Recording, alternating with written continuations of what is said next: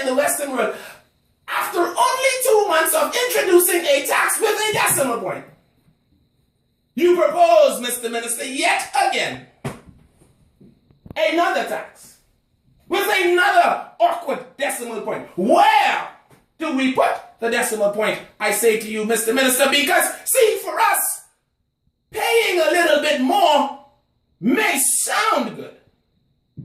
But what happens when paying a little bit more is all that I have, Mr. Minister? I argue that there are some people in this country, sir, who are at their proverbial widow's mite.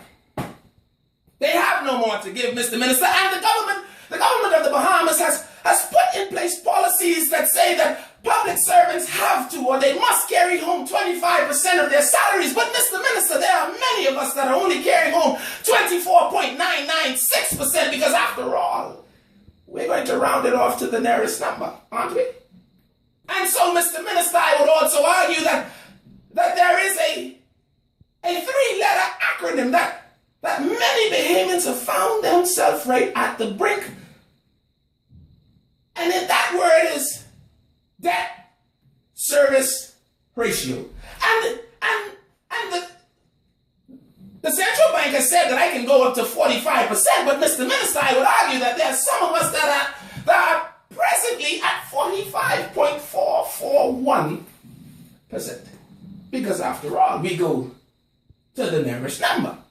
And so when we take 45% of my income absorbed by mortgages and light bills and car notes and national insurance, when we calculate the fact that 45% of my salary in many instances has already been accounted for, when we take into consideration that 45% of my entire income has already been absorbed and Caesar has already gotten his, you say, Mr. Minister, go ahead and pay an additional 7.5%.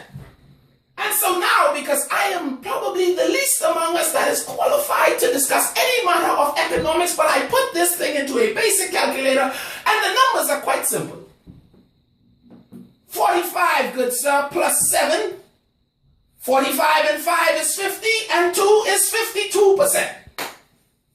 Now you say, sir, go ahead and add an additional 4.5%. Well, because we always round up to the nearest high number, that gives me an additional